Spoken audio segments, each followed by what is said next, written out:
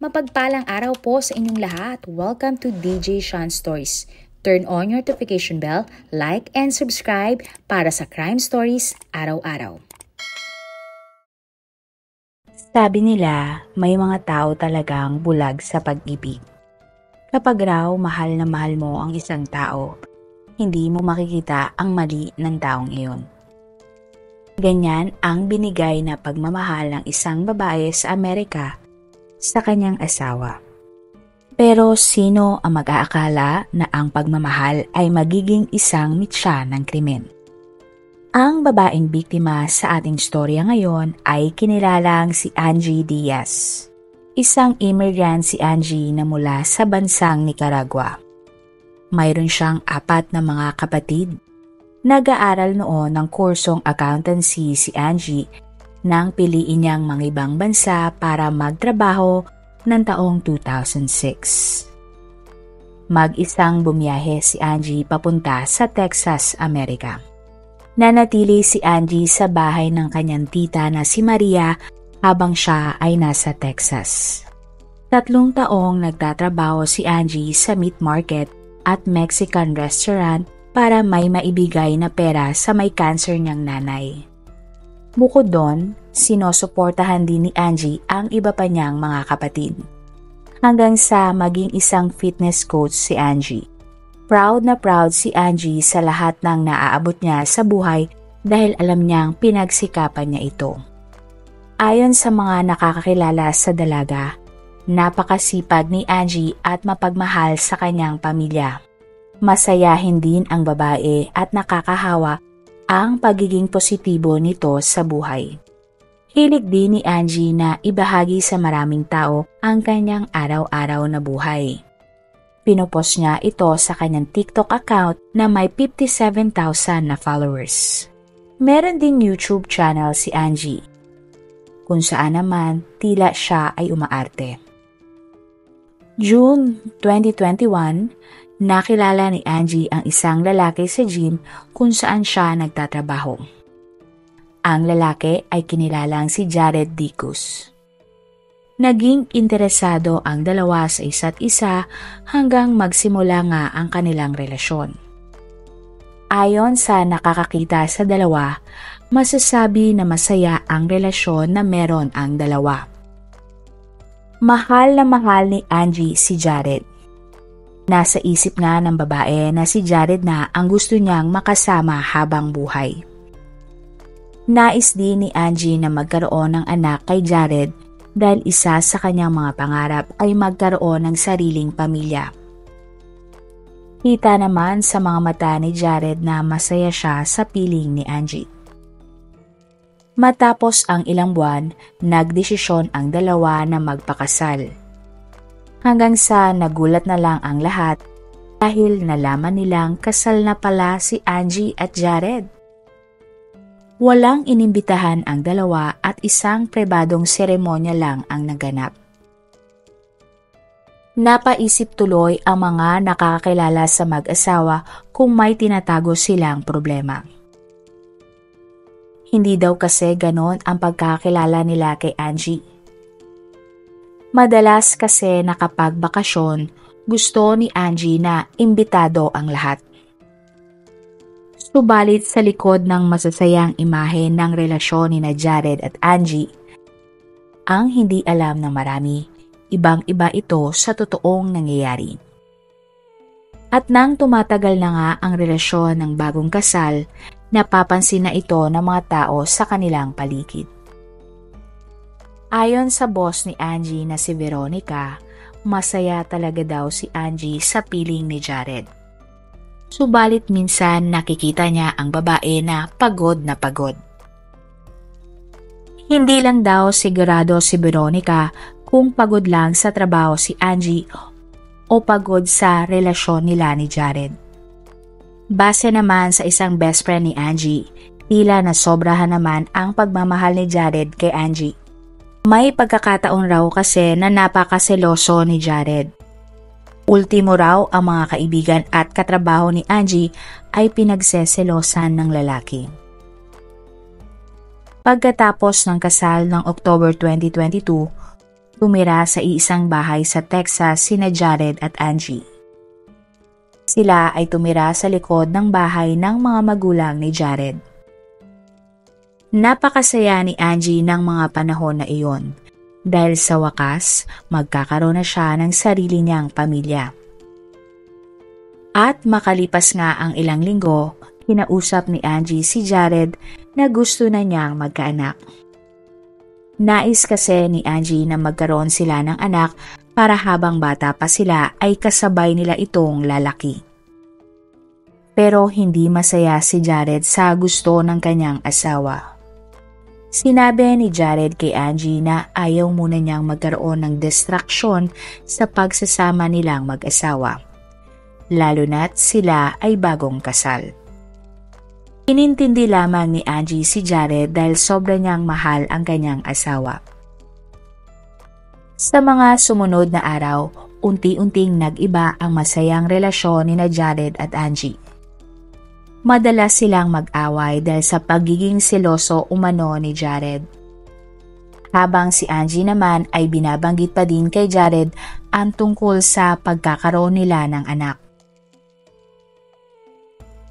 January 10, 2023, nag-post si Angie sa kanyang social media account. Ang post ay larawan ng isang bata sa ibabaw ng kotse. Nagbiro pa nga si Angie sa caption at sinabing, "Gusto ko yung nasa picture." Joke lang, gusto ko talaga ay ang kotse. Tila pahiwatig na nga ito na gusto talaga ni Angie na magkaroon na ng anak. Ngunit ang pangarap niyang sariling pamilya ay hindi na kahit kailan mangyayari pa. January 11, 2023, bandang 4:30 ng hapon, nakatanggap ang mga pulis ng tawag mula sa isang concerned citizen. Ayon sa tawag, may isang krimen ang nangyari sa isang bahay sa Oak Hollywood Boulevard. Agad na dumating ang mga pulis at pinasok nila ang nasabing bahay. Sa loob ng bahay natagpuan nga nila ang isang babae na wala ng buhay. Sa kusina naman, nakita ng mga pulis ang parte ng labi ng babae. Doon na nakilala na ang babaeng namatay ay si Angie. Nakausap ng mga pulis ang nag-report ng krimen na siya palang mga magulang ni Jared. Ayon sa kanila, pumunta si Jared sa kanilang bahay para sabihin ang kanyang ginawa kay Angie. Pumunta raw agad ang mga magulang ni Jared sa bahay na mag-asawa. Doon nga nila nakumpirma ang krimen na ginawa ni Jared sa kanyang asawa. Pinatay ni Jared ang sarili niyang asawa. Hindi umano alam ng mga magulang ni Jared kung ano ang gagawin, kaya tumawag na lang sila ng mga pulis. Ang investigasyon. Ayon sa autopsy, lumalabas na ang mga saksak ng patalim ang ikinamatay ni Angie. Sa investigasyon ng mga pulis, lumalabas na ilang beses na pala silang nakatanggap ng mga tawag na may nag-aaway sa loob ng bahay ni Angie bago mangyari ang krimen. Pero idiniin ng mga pulis na hindi nila akalain na hahantong ang lahat sa malagim na krimen. Nakakuha naman ang mga pulis ng kopya ng CCTV na ipinapakita si Jared. Bandang 11:40 ng umaga ng January 11, 2023, makikita ang pagdating ni Jared sa meat shop kung saan nagtatrabaho si Angie. Ang tindahan ay parang isang maliit na grocery store. Sa sumunod na kuha, makikita si Jared na kumuha ng isang beer sa rep. Pagkatapos ay dinaanan lang nito ang counter at hindi nagbayad. Paglabas ni Jared, ininom niya ang beer. Naniniwala ang mga pulis na pagkatapos patayin ni Jared si Angie, saka ito nakunan ng CCTV. Mabilis na kumalat ang balita sa pagkamatay ni Angie. Labis ang pagkagulat at lungkot ang nararamdaman ng buong komunidad nang malaman ang nangyaring krimen. Hindi naman makapaniwala ang mga katrabaho at kaibigan ni Angie sa nangyari. Ayon sa tita ni Angie na si Maria, halos mawasak ang pamilya ni Angie sa Nicaragua nang malaman ang masamang balita. Ayon kay Maria, hindi nararapat sa kanyang pamangkin ang kanyang kinahantungan. Nakita daw niya ang pagiging porsigido ni Angie para sa kanyang pamilya. Marami pa daw sanang pangarap si Angie pero dahil sa masamang tao, lahat ng iyon ay naglaho. Lumipad naman ang nanay ni Angie na si Diana sa Texas para sa kanyang anak. Ayon sa ginang, ipinapaubayan na niya sa Diyos ang sinapit ng kanyang anak. Nagpapasalamat din siya sa lahat ng nakikidalamhati sa pagkawala ni Angie. Gusto daw ni Diana ng hustisya para kay Angie pero naniniwala siya na ang Diyos na ang gagawa ng paraan para makuha nila ito. Agad na hinanap ng mga pulis si Jared dahil malinaw nga na siya ang pumatay sa kanyang asawa. Subalit dumaan ang mga araw, hindi agad nila naaresto si Jared. Pero noong January 14, 2023, namataan ang lalaki papunta sa bahay ng kanyang mga magulang. At agad nga siyang hinuli at dinala sa police station. Sa police station, inamin ni Jared ang buong krimen. Ayon sa kanya, nagtalo sila ni Angie dahil tingin niya may ibang lalaki ang kanyang asawa. Bukod doon, naririndi na din daw si Jared dahil paulit-ulit sinasabi ni Angie na gusto na niyang magkaroon ng anak. Wala pa raw kasi sa plano ni Jared ang ganong mga bagay. Kinasuhan ng murder si Jared at ikinulong. Pwede siyang makapagpiyansa sa halagang 29 million pesos. Sa investigasyon, napag-alaman na dati na palang may kaso si Jared. Nahuli ito sa pagdadrive habang nakainom.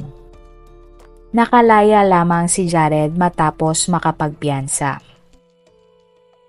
January 15, 2023, nagsagawa ng isang vigil para kay Angie. Marami ang nagtipon para ipagdasal ang babae at alalahanin ang maganda niyang alaala. Nakausap naman ng mga pulis ang katrabaho ni Angie na si Ruth. Ayon sa babae, ilang araw bago ang krimen, madalas niyang makita si Angie na malungkot. Tinanong naman niya ang babae pero hindi ito nagkukwento. Bagkus ay tumatawa at nagbibiro lamang daw si Angie.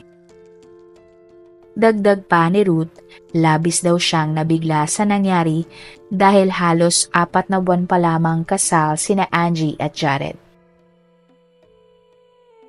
Ayon naman sa kaibigan at katrabaho ni Angie na si Sandra, noong nakaraang Pasko, habang nasa isang party siya kasama si Angie at Jared, bigla na lang daw nag-walk out si Jared. Tingin niya, may pinagseselosan si Jared matapos kausapin ni Angie ang kaibigan niya ang lalaki. Nakwento din ni Marie na ilang beses sinabi sa kanya ni Angie na madalas nilang pag-awayan ni Jared ang kagustuhan nito na magkaroon na ng anak. Pinayuhan daw ni Marie si Angie na maghinay-hinay muna tungkol sa relasyon nila ni Jared. Mas mabuti raw na kilalanin muna maigi ni Angie si Jared. Para kasi kay Marie, mabilis ang takbo ng relasyon ni na Angie at Jared. Kasalukuyan pa ding nakakulong si Jared. Kapag siya ay napatunayang guilty, maaari siyang makulong ng habang buhay. Maaari ding patawan si Jared ng hatol na kamatayan. Sa tingin nyo, napuno talaga si Jared sa kanyang asawa dahil nangungulit ito na gusto na niyang magkaroon ng anak? Sa tingin nyo, tama lang ba ang pangungulit ni Angie kay Jared na magkaroon na sila ng anak? Naniniwala ka ba na dapat ipagpaliban muna ng bagong kasal ang pagkakaroon ng anak at enjoyin ang kanilang pagsasama? Ano ang opinyon nyo tungkol dito? Marami pong salamat sa inyong panonood. Meron ba kayong mga kwento na gusto nyong i-share sa ating mga manonood? O kung may personal po kayong kwento na gusto nyong i-feature sa ating channel, i-comment down below nyo lang ang inyong mga suggestions. Para naman po sa dagdag kalaman, i-subscribe nyo din po at i-follow ang ating iba pang YouTube channel katulad ng Tagalog Facts and Mysteries by DJ Sean at Manila Boy Wonder Philippines. Marami pong salamat sa pagsuporta nyo sa aming mga channel. God bless everyone!